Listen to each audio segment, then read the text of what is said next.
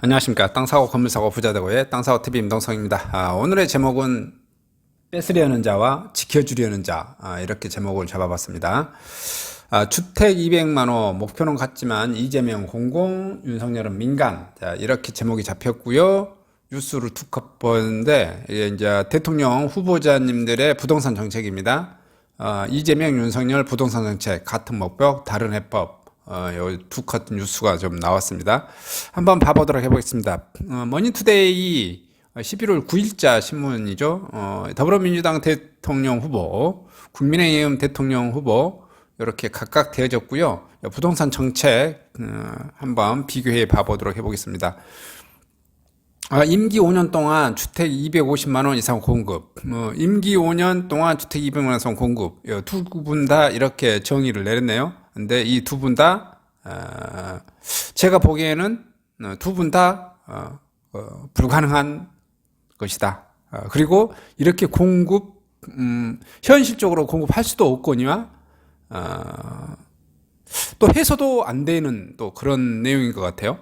웃기는 거예요. 민주당에서 이제 웃기는 거죠. 과공급이라면서요. 과공급이라면서. 100% 넘었다면서요. 근데 왜 250만 원 공급하죠? 이것도 웃기는 말이에요. 그러니까 앞뒤 말이 안 맞는 건데. 근데 이제 두 분 다 일단 말이 안 맞는 것을 제가 증명해 볼게요. 대한민국은, 지금 이제 우리나라는 인구가 5천만 명이고요. 우리나라는 매년 40만 채 정도가 주택이 필요로 합니다. 그리고 이 40만 채를 매년 공급했던 것은 노태우 정권 빼놓고는 없습니다. 노태우 대통령 때 200만 호 공급해가지고 200 나누기 5 하면은 연간 40만 호가 공급됐죠. 그리고 우리나라는 연간 한 30만 쌍 정도가 결혼을 하고요. 대략 이혼하는 세대수하고 사망자 수 이렇게 계산하면은 40만 채 이하가 공급되면 적정합니다. 대한민국은 해서 경제적인 흐름 전체적으로 보면은 한 30만에서 40만 채가 공급되면은 그래도 적정한 공급이라고 보시면 돼요. 여기서 이제 수도권에서 절반 정도 공급되고요. 만약에 40만 호라고 하면은 수도권에 매년 한 20만 호 가까이, 그리고 전국 지방에 한 20만 호씩. 계속해서 공급되는데 왜 했냐, 또 이거 얘기 꺼내면 깝깝한 소리고요. 왜냐면은 썩음썩음하고 생명력이 다한 것은 어차피 때려 부수고요. 새로 지어야 되는 게 맞습니다. 여러분도 자동차 10년 이상 타면은 그거 폐차시키고 사야 되잖아요. 여러분도 옷 1년이나 2년, 3년 입으면 그거 버리고 또 새로 사 입고 그러는 거죠. 핸드폰도 2년 정도 이렇게 1년이나 2년 쓰면 많게는 3, 4년 쓰신 분도 있고, 어찌됐든 그거 버리고 새로 사야 돼요.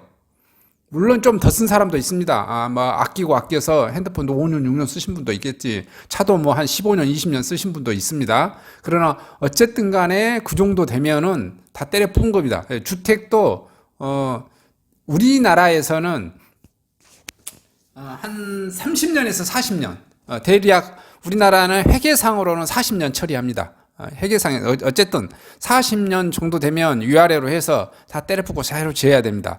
우리나라는 왜 그러면은 이렇고, 유럽 같은데 이렇게 보면은 100년짜리 그 주택도 있고 그러는데 왜 우리나라는 이렇게밖에 지을 수밖에 없냐? 왜 그러지? 그것은 우리나라가 굉장히 그 일제시대에 나라 뺏기고 6.25 전쟁 긋고 굉장히 가난한 나라에서 짧은 시기에 급격하게 부자 나라로 가서 지금 선진국이 되어졌는데, 이 1970년, 80년, 90년, 2000년, 2010년 짓는 이 아파트들이, 이 공공주택들이 다 어떻게 짓냐면은 콘크리트로 발라버립니다. 그리고 기둥이 없어요. 기둥이. 여러분 기둥이 없단 말 좀 이상한 생각이죠. 여러분 다 지금 뭐냐면 아파트는 내력벽이라고 합니다. 그리고 그 내력벽에다가 우리가 말하는 전기선, 그 다음에 뭐 이렇게 상하수도, 관들을 다 집어넣어 버려요. 그렇기 때문에 유럽에서나 짓는 그런 것들은 기둥을 만들고 그 기둥 안으로 파이프라든지 이런 것을 넣습니다. 그래서 그 파이프를 한 뭐 20년이나 30년, 40년 되면은 제거하고 새로 설치가 가능해요. 근데 한국 아파트들은 그게 불가능합니다. 왜냐하면은 좁은 공간에 좁은 땅덩어리에 좁은 평수에 최대한 많은 공간을 확보하고자 기둥을 없애버리고 내력벽 위주로 해고 그 내력벽 안에 파이프라든지 이런 것을 다 집어넣기 때문에 파이프가 부식돼 버리고 녹물 택택 쓸어서 예를 들어서 서울에 있는 뭐 35년대 지금 여의도에 있는 아파트도 다 녹물 나오고 그렇습니다. 예전에 강남 같은 경우 5층 아파트들 뭐 신천에 뭐 많이 있었죠. 송파 같은데. 그런데 바글바글하는 그 아파트들도 30년, 35년 이렇게 되어 가면은 녹물 나오고 다 그렇습니다. 물을 저도 서울에서 직장 생활을 해서 잠실의 아파트, 4층짜리 아파트에 가서 살아봤는, 제가 산 게 아니라, 같은 직장 상사의 집에 들어가서 잠을 잡았었는데, 거기서 아침에 30분간 물을 흘려요. 물을 흘려서 그 녹물 나온 거 다 그러고 합니다. 이렇게 살 수가 없어요. 대한민국은 무조건 그 멸실 아파트, 멸실 주택이 굉장히 많이 나옵니다. 수명이 40년을 넘어가기가 힘듭니다. 30년 넘어가면 벌써 맛이 가기 시작해서 이것 때문에 계속해서 멸실주택이 계속해서 나옵니다. 이 멸실주택 이런 거 계산하면 40만. 그래서 이것은 문재인 정부 때 그 다음에 문재인 정부 지지해줬던 모든 지지자들이 아파트 이미 100% 이상 공급됐다. 왜 공급하냐. 이 논리대로 하면 얘들 공급하면 안 되죠. 왜 공급하지? 그거 윤석열이 여기 후보자들도 얘들이 갑자기 250만 원 공급하겠다니까 제가 얘들도 아무 생각 없이 따라서 그냥 250만 원 공급한 것 같아요. 두 분 다 분석 똑바로 못했다라고 치고요. 그 다음에 이제 이재명 분의 250만 원 중에서 100만 원은 기본주택. 이재명 분이 이거 국민을 상대로 저는 오지게 사기를 많이 친다고 생각해요. 솔직하게 말로 제 개인적에 기본소득제, 기본주택. 자꾸 이 기본이란 말을 꺼내는데 개념 정리를 뭐 이렇게 해보면 사람들을 이렇게 현혹시키기 위한 저는 발언이라고 생각하거든요. 선동질 잘하는. 왜 그러냐면은 기본주택이라고 해가지고 이분이 기본소득이라고 해서 얼마를 줄 겁니까? 대한민국 국민들한테 지금 코로나 사태로 해서 지금 뭐 국민들한테 1년에 한 2번, 3번 주면은 25만 원 주네 뭐 이런 거잖아요. 1인당 25만 원 주고 30만 원 주고 4인 가구 100만 원 주고 그것도 100만 원 주는 것도 예를 들어서 1년만 한다고 하면은 대한민국 아마 바로 파산 날 거예요. 바로 파산 날 거. 대한민국이 뭐 지금 선진국이긴 하지만 이런 기본소득을 해줄 만할 수 있는 그런 여력이 안 돼요. 그런데 자꾸 기본소득 얘기 꺼내고, 그러니까 이 기본소득 꺼낸다는 이 말이 제가 아까 제목을 그렇게 잡았잖아요. 뺏으려는 자, 지켜주려는 자. 뭐냐면은, 이재명은, 원래 민주당은 제가 보기에는 그렇습니다. 있는 사람들한테 뺏어서, 가난한 자, 소득 1, 2분위자들한테 주겠다라는 거예요. 그러니까 기본주택도 저는 이거 똑같이 보거든요. 근데 100만 호를 기본주택으로 해서 주겠다는 거예요. 그러면 100만 호가 무슨 말이냐면은 임대주택이란 말이거든요. 싸구려 주택이란 말이에요. 그러면 250만 호를 공급하는데 100만 호면은 거의 5분의 1을 싸구려 주택을, 임대주택이 싸구려 주택이잖아요. 그러면은 실질적으로 LH가 이걸 대행할 거예요. 만약에 지금 현재 아래에 이재명 분이 다른 또 뭐 부동산은 다른 뭐 국가기관 또 뭐 만들 수도 물론 있겠지만은 뭐 LH를 하든 다른 국가기관을 만들어서 뭐 하든, 근데 대한민국에 LH 아니면 할 수는 저는 없다고 보거든요. 왜냐하면 경험과 노하우라고 있는 거기 때문에 뭐 다른 뭐 공공주택관리기관 설치, 뭐 부동산 설치 이런 거 감독 같은 거 뭐 형사처벌 이런 것은 새로운 기관 설치할 수 있어서 할지라도 공급 정책을 하는 것은 대한민국이 지금 현재 각 시도에 뭐 이렇게 SH공사, 강주개발도시공사 뭐 있겠습니다. 경기 뭐 개발공사 뭐 이런 게 있기는 있어요. 예를 들어 대전도시공사, 무슨 대구도시공사 있기는 있는데, 대한민국에서 가장 많이 부동산 개발을 해보고 개발 사업을 해보는 게 LH입니다. LH가 대규모로 예를 들어서 땅 100만 평, 200만 평, 뭐 300만 평, 500만 평 이렇게 개발을 하는 데에서 대단히 아파트를 공급하고 신도시를 조성하는 거 LH만큼은 잘할 수 있는 국가기관은 없습니다. 어차피 LH한테 해야 돼요. 그런데 거기다가 생각을 해보세요. 아파트가 2만 5천 채 공급되는데 만 채를 임대아파트로 깔겠대. 여러분 찬성할 것 같습니까? 아무도 아마 찬성 안 할 거예요. 데모하고 난리 날 거예요. 그러니까 이것도 현실적으로 불가능한 정책이에요. 왜냐, 제가 봤을 때 얘는 그냥 이재명이는 그냥 뭐라고 그럴까요? 그냥 선동질해서 이게 뭐냐, 기본주택 이렇게 이제 주면은 굉장히 그 가난한 사람들 입장에서는 그 뭐라고 할까요? 나도 집이 하나 생기니까 뭐 좋지 않을까 이런 기대감이 그런 것을 그러니까 그런 것을 이렇게 취하려고 그래서 나한테 투표를 찍어달라 이렇게 하는 걸로 저는 이렇게 이해가 됩니다. 그리고 이런 게 기본주택이란 거예요. 허접한, 쉽게 말하면 임대 아파트가 공급되면은 거기에 들어가서 안 살아요, 사람들이. 쉽게 말해서 대한민국 국민 소득이 이미 뭐 집값이 비싸네, 뭐 싸네, 뭐 말이 많고 어쩌고 저쩌고 하더라도 소득이 이미 늘어나는데 여러분 보리밥을 계속 주면서 먹으라고 하면은 누가 먹겠습니까? 반찬도 깨잘깨잘하게 얇고 딱딱한 걸 주면서 먹으라고 하면 먹을 수 없다는 거예요. 무슨 말씀이 제가 지금 이 기본주택은 굉장히 허접한 주택이 된 겁니다. 그래서 저는 현실적으로 이것도 가장 큰 100만 원 기본주택도 현실적으로 할 수도 없거니와 뭐 이거 임기 만약에 이분이 이제 당선된다고 하면 처음에 1년차 2년 때 호들갑 떨고 이거 막 하겠죠. 기본주택 이분은 굉장히 기본을 주하는 것 같아요. 뭐 기본소득제, 기본주택. 근데 그런 거 호들갑 떨고 하면은 뭔만 할 수 있다?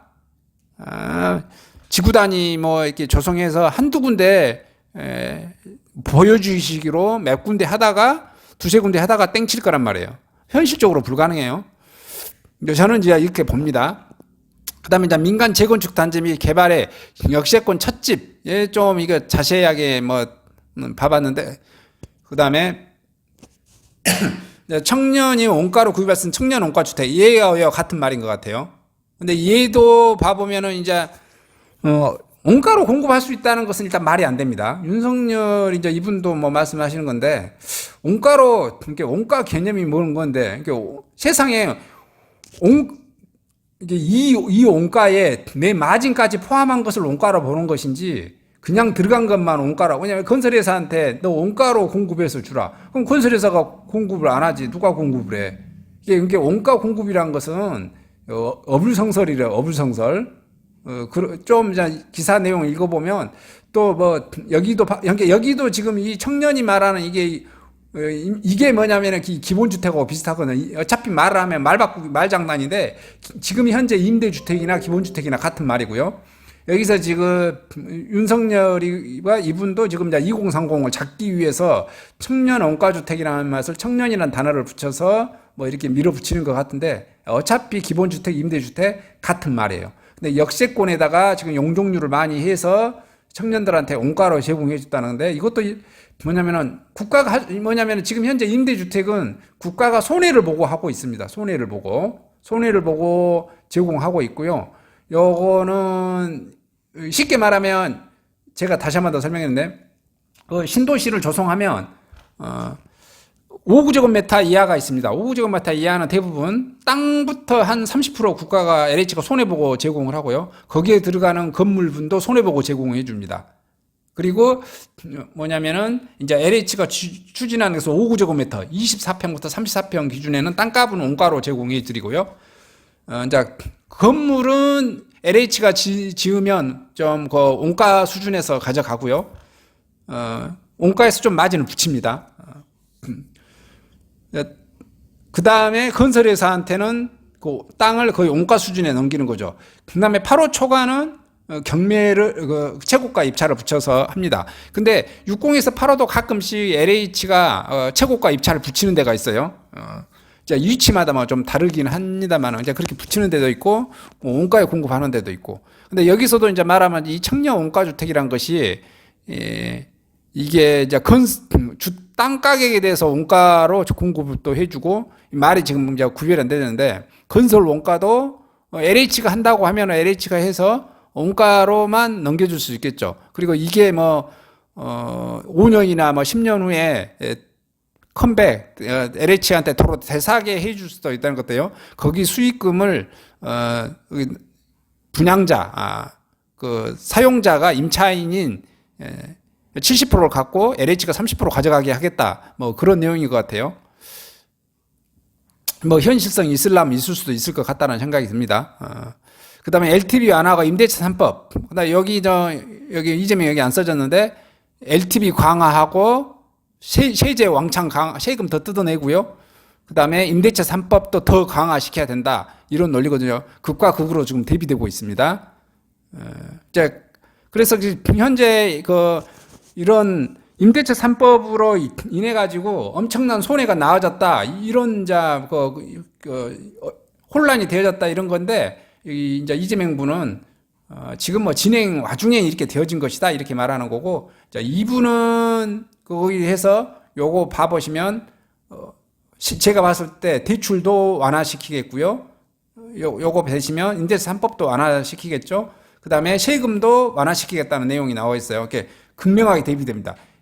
그래서 제가 제목을 여기 있죠. 기존에 가지고 있는 사람들에 대해서 지켜주려는 자, 윤석열이죠. 이게 딱 대비되겠죠. 대한민국은 제가 봤을 때 다주택자나 주택을 한 채라도 가지고 있는 사람들은 모든 그 후보자들이 투표 행위를 할 때 꼭 부동산 하나만 가지고 투표 행위를 하진 않겠죠. 여러 가지를 각각의 국민들은 고려해서 투표를 할 겁니다. 근데 이제 저는 다른 것은 다 제끼고 분석은 해드리지는 않고요. 부동산만 하는 거죠. 근데 한 채 이상 주택 가지고 있는 사람은 윤석열을 찍을 확률이 높겠죠. 무주택자는 이재명을 찍을 확률이 높겠죠. 왜냐하면 이재명은 그러잖아요. 이재명은 다주택자라든지 1주택자들한테 세금 왕창 부과시켜가지고 뜯어서 쉽게 말하면 무주택자들한테 혜택을 주겠다라는 거예요. 그리고 윤석열은 뭐냐면은 지금 현재의 문재인 정권이 다주택자나 1주택자에서 세금을 너무 많이 뜯어가서 이게 힘드니 그 세금도 완화시켜 주겠고, 그 다음에 다음에 주택자 좀 이렇게 마련하기 쉽게 하겠다. 뭐 그런 취지인 것 같습니다. 한번 기사 내용을 다 봐보도록 해보겠습니다. 이재명 더불어민주당 대선 후보와 윤석열 국민의 대선 후보가 내건 부동산 정책 공약 핵심은 주택 공약 확대로 갔습니다. 세부 목표는 연간 250만 원 이상 공급도 동일합니다. 그러나 이 후보는 정부가 주도하는 공공주택 유무는 규제 하나를 통한 민간주택 초점을 맞는 방법론에서 차별해야 됩니다. 여기도 제가 말씀드리냐, 공공주택 하면 아파트가 싸구려가 공급되고요. 민영 아파트가 공급되면 어떻게 되죠? 고급 아파트가 당연히 제공되어지고 가격은 비싸지겠죠. 더 쉽게 말하면 이겁니다. 이재명이가 당선돼서 이걸 강행하면 당연히 아까 제가 말씀드렸죠. 기본주택처럼 싸구려 아파트가 어쨌든 공급이 많이 되는 거고, 윤석열이가 말하면은 민간한테 풀어놓는다니까, 민간들이 하면 자기네들은 마진을 많이 먹기 위해서 고급스럽게 하고 금액을 더 때려 붙이겠죠. 그런 논리입니다. 자, 이 후보는 지난 8월 3일 국회에서 부동산 정책 공약을 발표하면서 기본주택 100만 원을 포함해 임기 중 250만 원의 주택 공급을 제시했고요. 이 후보가 이른바 기본 시리즈 부동산 버전으로 제시한 기본주택은 중산층을 포함한 무주택자와 누구나 건설원가 수준의 저렴한 임대료로 30년 이상 살 수 있는 질 높은 공공주택. 질 높은 공공주택은 제가 본 적이 없어요. 그렇게 될 수도 없죠. 자, 이 후보는 기본주택이 고품질이라는 점을 강조하고 있습니다. 이건 거짓말이에요. 이게 임대주택이나 공공주택이 고품질로 될 수가 없어. 왜냐하면 우리가 그 건설 단가 원가라는 게 있거든요. 그래서 LH라든지 그 건설 단가 원가에 얼마 이상 가격은 얼마 이하로 이렇게 평당 얼마 이하로 이렇게 지어서 평당 얼마 이하로 분양해라 써져 있다고요. 그러면 거기가 당연히 싸게 허접하게 지을 수밖에 없지. 질 높게 지을 수가 없어. 그래서 이건 거짓말. 자, 현행 상당수 공공임대주택의 좁은 면적, 열악한 입지, 주거조건 등으로 기피트 사항이 있다는 것을 고려한 것이다. 이 후보는 집값을 안정시키고 지불 없는 서민들이 고통받지 않게 하려면 공급 물량 확대, 투기 수요와 공포 수요 억제가 필요하지만 공급 내용도 고품질 공공주택, 기본주택의 대량 공급으로 바뀌어야 한다고 말했다. 공공주택관리를 전담하는 기관도 별도 설치를 할 계획이고요. 이번은 LH 등 주택건설 기관의 부채 비율 때문에 공공주택 일정 물량 이상 보유하기 어렵고, 이것이 장기 임대주택관리 늘지 않는 원인 중에 하나라며 지방자치단체 등 분산된 장기 공공임대주택을 일괄 관리하기 위해 공급기관과 별도의 관리기관. 자, 그러면 여기 이재명 분은 그런 거죠. 그 공급은 LH한테 하고 관리할 기관을 따로 만들어서 그 장기 공공, 영구 임대 공공 이런 아파트들을 이 관리기관에 다 넘겨버리겠다. 이렇게 한다 이거 소리인 것 같네요. 자, 이 밖에 2번은 각 부처에 분산된 토지주택 업무를 종합체계적으로 수행하는 전담기구 신설 제시, 이 아울러 부동산 감독원 설치, 부동산 관련 범죄 근절 의지를 밝히기도 했고요. 윤 후보는 지난 8월 29일 수도권 130만 원을 포함해 5년 동안 이거 똑같은 말이죠. 그다음에 핵심 사업으로 신혼부부 무주택 가구를 위한 역세권 철집에 눈에 띄고요. 역세권 인근 민간 재건축 저활용 국공 위주를 개발해 공공재원 투입 없이 토지 임대부 방식으로 주택을 공급한다는 계획입니다. 이거 근데 이것도 이거 말이 안 된 거거든요. 이거 예전에 홍준표가 그 제안했던 건 내용인데 이게 왜 안 되냐면 그러면 내가 건물은 내 돈 주고 샀어. 그럼 대출 이자 낼 거잖아요. 그리고 토지 임대분이가 아니 내가 201호 가지고 있어.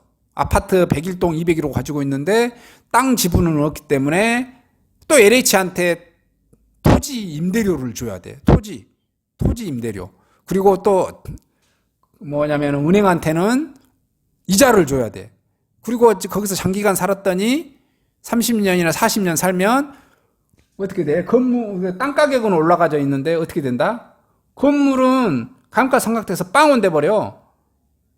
이런 사실을 알면 아무도 이런 집에 안 들어가. 윤석열이가 말하는 여기 지금 이런 것은 쓸데기 없는 짓입니다. 이런 거 하면 안 돼요. 어차피 이런 사실을 알면 아무도 안 들어갈 뿐만 아니라 국민 놔두고 사기치는 겁니다. 제가 봤을 때는 이재명이도 사기치는 것 같고요. 요거 토지 임대부 방식으로 하는 것은 윤석열이도 국민을 상대로 사기치는 거예요. 이게 뭐냐면 엄청 저렴하게 주는 것처럼 하지만 이게 저렴한 게 아니죠. 그냥 3, 40년 후에 내가 집 사나도 노후에 완전히 쫓겨나는데 더 악마 같은 제가 봤을 때 이것이 더 나쁠 수도 있다라는 생각이 들어요. 왜냐하면 토지 임대료는 땅값은 있잖아요. 10년, 20년 가면 어마어마하게 올라버립니다. 자, 윤 후보는 이 사업을 위해 역세권 재건축 단지 용적률 상한을 300%에서 500%로 높인다는 구상이고요. 시세 50에서 70% 수준 분양가로 5년간 20만 가구로 공급한다는 게 목표고요. 윤 후보가 제시한 또 다른 핵심 사업은 무주택 청년 가구를 위한 청년 원가주택이고요. 청년이 건설 원가로 주택을 구입해 5년 이상 거주한 후에는 국가에 매각할 수 있는데 이때 시세 차익의 70%까지 가져갈 수 있다. 윤 후보는 5년 동안 300만 원을 공급할 목표로 했다. 자, 윤 후보는 신혼부부 청년을 대상으로 주택담보대출 비율 LTV 적용 80%, 각종 규제 완화 계획도 밝혔습니다.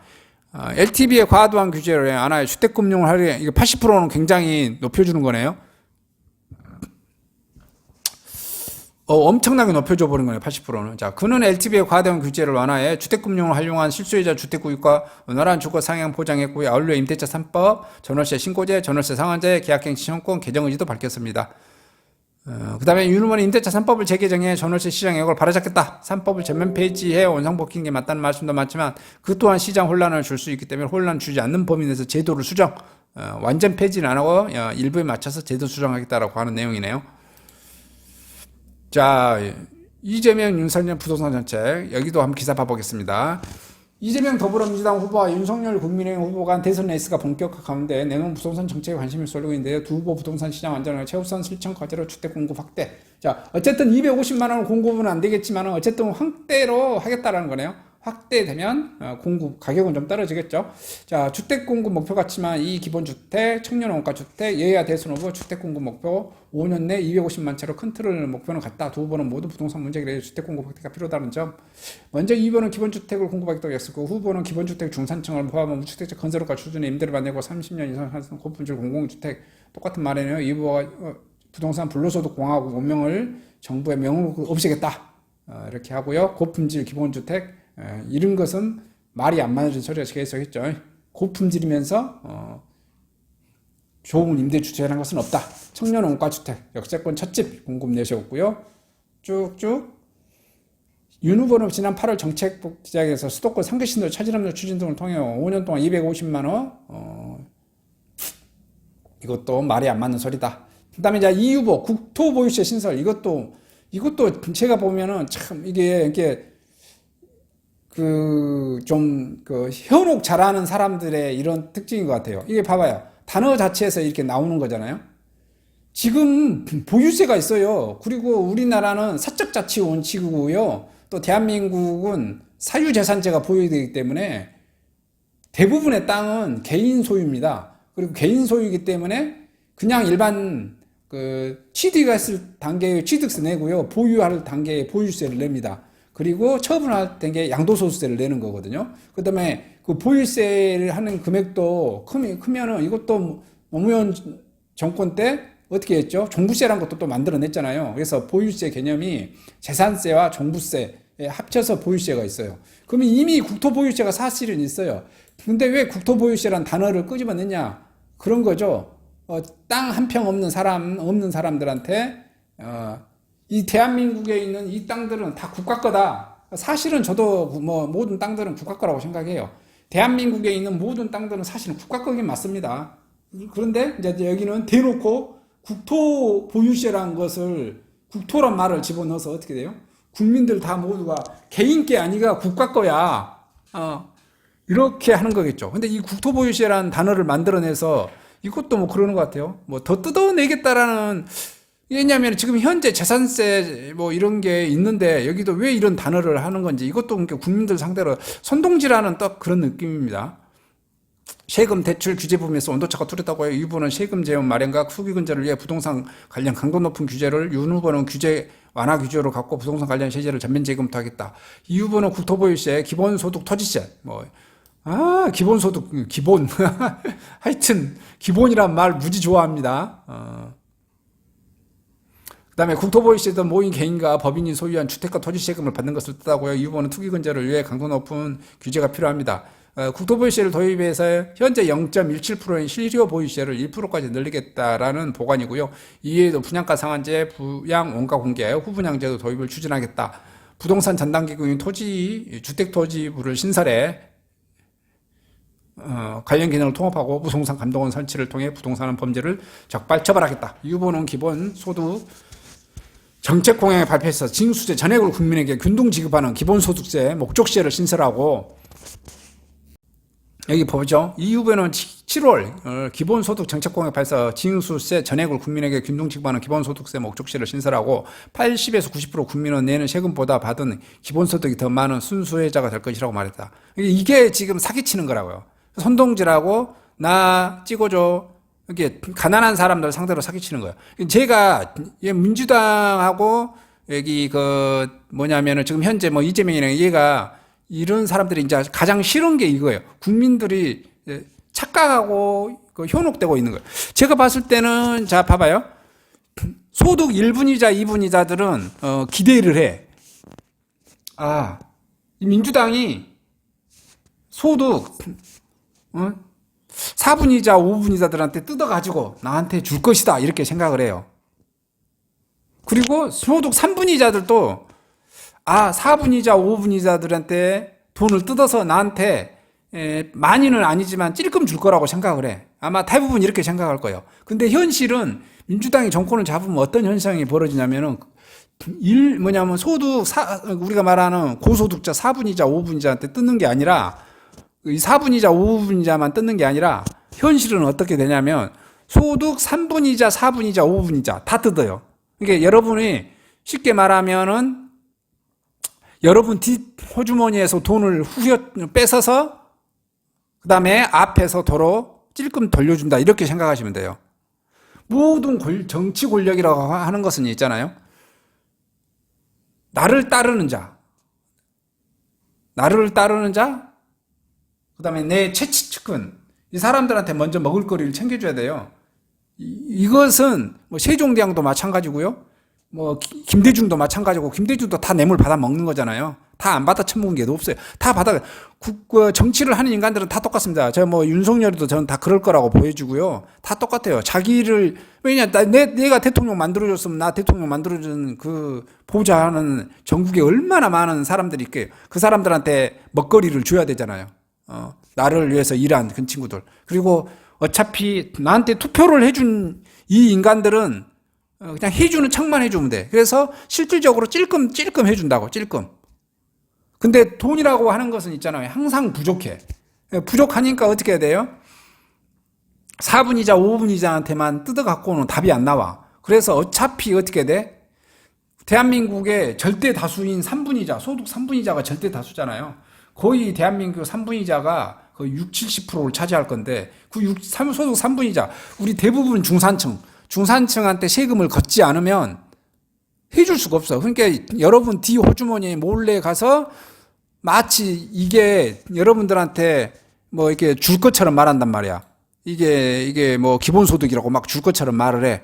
예, 계속 말하잖아요. 근데 여러분, 이재명이가 여러분들한테 돈을 주면 몇 푼이나 줄 수 있겠어요? 1년에 100만 원 몇 번 줄 수 있겠냐고요. 한 가구당. 4인 가구당. 예를 들어서 인당 25만 원씩 해서 100만 원씩. 기본소득이라고 해가지고. 몇 번 줄 수 있어요? 1년에 한 번이나 두 번 주면 많이 줄 수 있어요. 예를 12달 줘보면요. 100만 원. 100만 원 줘도, 물론 이제 엄청 가난한 사람들은 100만 원도 큰 돈일 수 있겠지만은, 어차피 뭐 크게 뭐 되지도 않을 건 돈인데, 마치 어마어마하게 혜택을 주는 것처럼 이렇게 하면서 이 기본소득을 뭐냐면은 월 한 100만 원씩 주기 위해서 뭘 해야 된다고? 소득 1분이자, 2분이자, 3분이자들한테 세금을 엄청 뜯어내야 된다고요. 세금을 못 뜯어내면 어떻게 해야 된다고? 국채를 발행해서 중앙은행이 사준다고. 그래서 국채로 뿌려버려. 그러면 그 국채는 누가 또 책임져야 돼? 우리 미래 세대인, 자 현재인 나, 또 미래 세대인 누군가가 우리 아들 딸들이 이 이자를 내고 또 내야 돼. 그러면은 제가 말했죠. 부동산 가격이 가장 많이 오른 게 뭐라고요? 바로 이거예요. 국채로 돈 오지게 풀어버리잖아요. 그러면 부동산 가격이 더 폭등합니다. 그래서 지금 물론 지금 코로나 때문에 이런 것을 줘야 되는지 말아야 되는지에 대해서 저도 명확히 말할 수도 없고, 또 준다고 하면 모든 사람들이 좋아라 하겠죠. 실질적으로 윤석열이가 됐든 이재명이가 됐든 이재명이가 됐든, 자, 이재명이는 기본소득이라는 명목 하에 돈을 뿌릴 거고요. 윤석열이도 기본소득이라는 단어는 안 쓰지만은, 재난지원금이라는 명목으로 하든, 국민 성원금이라는 명목을 타이틀을 달든 어찌됐든 간에 뿌릴 거라고요. 이게 결론은 얘가 돼도 뿌리고 얘가 돼도 뿌려. 다만, 만약에 이제 이재명이가 된다고 하면은 국민 전체한테 싹 뿌려버릴 거라는 이런 게 더 강한 거고, 예를 들어서 윤석열이가 되면은 소득자, 예를 망해간 자영업자들, 그다음에 소득 1, 2분이자, 그러니까 못 사는 사람들한테 돈이 더 많이 가겠죠. 제가 봤을 때는 못 사는 사람들한테 돈이 더 많이 가는 것은 차라리 제가 봤을 때 윤석열이가 더 될 수 있는 것 같고요. 이재명이는 전 국민한테 뿌려버린다는 것은 어차피 그만큼 그럼 가난한 사람한테 갈 돈이 없다라는 소리예요. 이제 이거 선택은 자기들이 알아서 판단을 잘 해보실 문제고요. 자, 그 다음 봐보겠습니다. 윤 후보는 종합부동산세를 포함해 부동산 세제 전면 재검토를 내걸었고요. 윤 후보는 징벌세 과세와 과다한 대출 규제가 집값의 폭등 원인이 된다고 보고 잘못된 세제를 정상하게 밝혔고요. 세금 완화시키겠다는 거죠. 먼저 1주택에 대한 양도세와 재산세 부담 완화, 다주택에 양도세를 한식으로 절반까지 감면하고요. 여기에 신혼부부 청년적 주택담보대출 LTV를 80%까지 상향하고요. 공시가격 현실화 속도를 늦추겠다고 했고요. 어쨌든 세금 많이 줄여주겠다는 거죠. 윤 후보는 지난 8월 양도세율 인하에 기존 주택의 거래를 촉진하고 가격 안정을 유도하겠다며 과세 이연 제도를 도입해 장기 보유 고령층 1세대 1주택 재산세 부담을 경감하겠다. 임대차 3법 두고도 여기 아까 제가 말씀드렸죠. 이재명은 그냥 일시적 혼란이다. 윤석열은 부작용이 심각하다. 그래서 임대차 3법을 대폭 개정하겠다. 이런 것 같아요. 자, 그래서 제목은 오늘 제가 그렇게 잡았습니다. 뺏으려는 자, 재산을 뺏으려는 자, 재산을 지켜주려는 자. 제가 봤을 때는 비슷비슷할 것 같아요. 왜냐하면 대한민국이 주택을 보유하는 자가 약간 50%가 넘고요. 무주택자가 좀 50%가 40 몇 프로 정도 돼요. 그러니까 거의 뭐 비슷비슷한 것 같아요. 윤석열은 1주택자 이상자를 위한 정책, 이재명은 아직 무주택자를 위한 정책에 포커스를 더 많이 두어줬는데, 뭐 두 분 다 제가 보기에는 뭐 경제에 대해서 부동산 정책이 뭐 이렇게 뭐 잘 되어졌다라고 좀 보기 어려웠고, 좀 뭐 이렇게 지금 현재 따라가 버리는 이런 거에 좀 맞춰지는 것 같아요.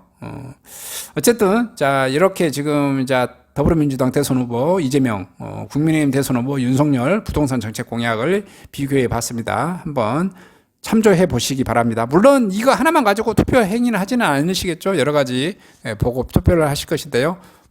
좋은 결과 있으시길 바라겠습니다. 여러분이 후원하는 후보자님이 대통령 되시기를 바라겠습니다. 감사합니다.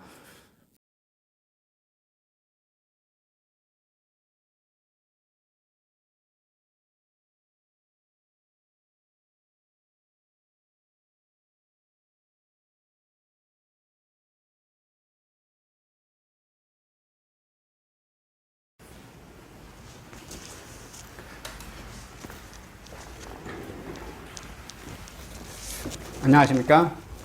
저는 네이버 카페 빛가람 혁신도시 카페를 운영하고 있는 카페직이고요. 카페 활동하고 있는 카페 부동산입니다. 나주 혁신도시에서 기반으로 하고 있습니다. 상가 토지 아파트를 전문적으로 하고 있고요. 또 삼성화재도 같이 활동하고 있습니다. 상가 통해서 임대차 매매하신 다음에 화재보험 같이 가입하시면 중개수수료 절반 정도 할인해 드립니다. 그리고 삼성화재의 그 의료실비, 운전자 보험, 자동차 보험, 화재보험, 적금, 치아보험, 연금보험, 상해보험, 통합보험, 자녀보험, 간병보험, 당뇨보험 이런 것도 모두 한꺼번에 취급하고 있습니다. 보험을 또 가입하게 되시면 또 이렇게 저를 통해서 상가 이렇게 임대차 내시고 하시면 네이버 카페 빛가람 혁신도시 카페에 홍보를 해드리고요. 유튜브에도 이렇게 홍보를 해드립니다. 그리고 이벤트 행사를 해서 여러분의 매장에 손님들이 찾아갈 수 있도록 이렇게 해드리고 있습니다. 물론 이벤트 비용은 제가 부담해 드립니다. 저를 통해서 많은 사업 같이 윈윈할 수 있도록 도움을 주셨으면 감사하겠습니다.